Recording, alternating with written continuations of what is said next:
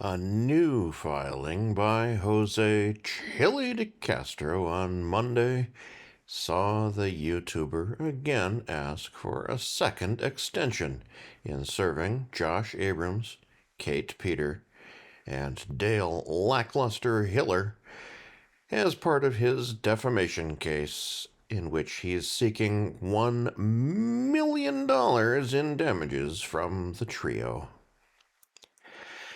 The lawsuit stems from a pair of live streams involving defendant Abrams. Abrams was joined by Peter and Hiller in a 2022 live stream where they made a number of statements about DeCastro that were based on loosely known rumors about DeCastro at the time of the live stream. Some of the rumors proved true, others proved to be false. A second live stream held in 2025 saw Abrams acknowledge that DeCastro was suing him, and that further disparaged the YouTuber.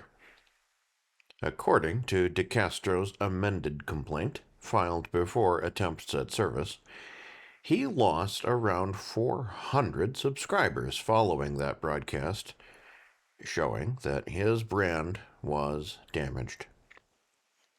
DeCastro's inability to find the three defendants, other than statements that he searched online for their information, has been problematic, with his claims of having exhausted all means of tracking their mailing addresses down. No evidence was provided that DeCastro did any of the searches or exhausted his ability to find the defendants. While he had previously been granted a 60-day extension to serve the defendants, and likely will have his second request granted, DeCastro is attempting to set the stage for email service. Copies of emails DeCastro sent to Peter, Hiller, and Abrams with the service paperwork were included in his previous request for an extension. They are missing in his second attempt to do so. Instead, DeCastro changes tactics, laying out that Abrams acknowledged the lawsuit in a live stream.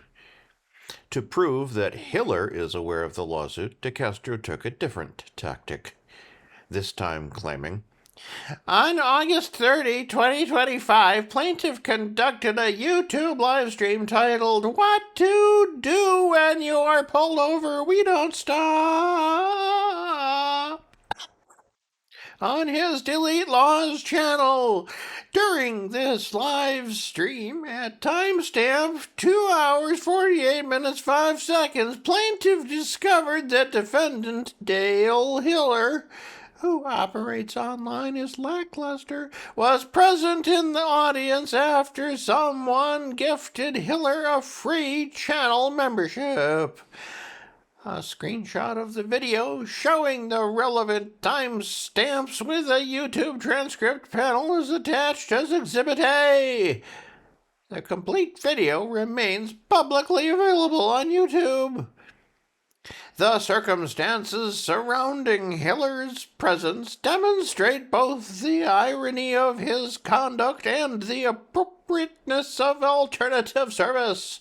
In the video that forms the basis of this defamation action, Hiller stated that plaintiff's M.O. is to sit in the crowd and just lurk and not add anything to the comments if he's not the main topic of discussion. Yet, on August 30th, 2025, Hiller did precisely what he falsely accused plaintiff of doing. He sat silently in plaintiff's live stream audience, contributing nothing to the discussion, lurking without comment. Only the automated notification of his gifted membership revealed his presence, indicating he was intentionally monitoring plaintiff's content anonymously. Upon discovering Hiller and his audience at timestamp 24805, plaintiff immediately attempted informal resolution. At timestamp 24812, plaintiff directly addressed Hiller during the live stream. Quote, "Lackluster, check your email, man. Check your email, dude. Check your email, dude. Lackluster, let's close the gap, man. Let's close the gap. Let's end this. I sent you an email, dude." Unquote. That's Exhibit A.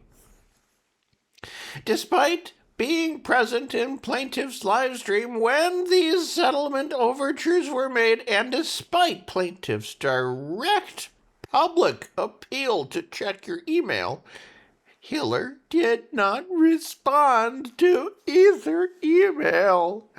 Hiller continued to monitor the live stream silently, lurking in his own terminology, but refused to engage in settlement discussions or provide an address for service. Plaintiff also contacted Hiller's attorney, referenced in Abrams' fundraising video, who similarly did not respond to inquiries about service or settlement. DeCastro offered proof of Hiller's presence at his live stream that day, with an exhibit showing the transcription of his comment announcing that Hiller had received a gifted membership to his channel. He did not include the list of chat participants showing that Hiller was participating in the chat. Furthermore, DeCastro's claims are problematic at best, as gifted memberships on YouTube are distributed randomly. Those members who purchase gifted memberships for others do not have the ability to pick the recipients of the gifted memberships. As the awarding is random, membership gifting is loosely open to anyone who has ever visited the channel, participated in chat, or watched a video on the channel. Presence in the chat for the live stream where the gifted membership was received is not required. To show this, we conducted our own experiment on Monday, November 3rd, 2025. YouTube awards content creators the ability to gift 10 gifted memberships a month. As with all gifted memberships, when awarded, they're distributed to random individuals who may have tangentially browsed the channel at some point in the past. We distributed 10 gifted memberships in 2 groups of 5, with none of the recipients of the gifted memberships being observed in chat at the time of the gifting. This is not the first time DeCastro has failed to understand the nature of gifted memberships. Famously, in 2023, as he was falling out with former channel partner Colin Campbell, he discovered that a membership had been gifted to a channel he considered to be run by one of his enemies. He accused Campbell of directly gifting the membership to that channel and used the fact as part of his need to sever ties with his former partner. While offering statements showing that he believes Abrams and Hiller have knowledge of his lawsuit, DeCastro ignores defendant Kate Peter completely, offering no proof of attempts at service or her public acknowledgement of his legal action against her. DeCastro has previously successfully served Peter and Abrams with an unsuccessful 2022 federal defamation lawsuit that later morphed into a copyright infringement lawsuit against YouTube. He also attempted to serve Peter with a California-based defamation lawsuit in 2023, which saw the clerk of the court hold Peter in default for not responding to successful service. The YouTuber has yet to attempt to turn the default into a default judgment against Peter. As he was ignoring a third of the defendants in the case, DeCastro confusingly parroted wording from his own lawsuit against John Irish Demon O'Day to justify email service in this case.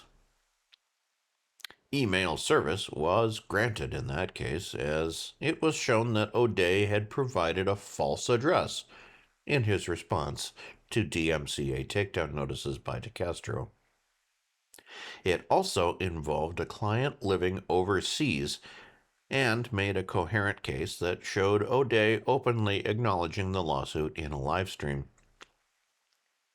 Other than DeCastro's statement that he attempted service and couldn't find addresses for any of the defendants to initiate service, he offered no real proof that the defendants provided false information or circumvented the service process in any way.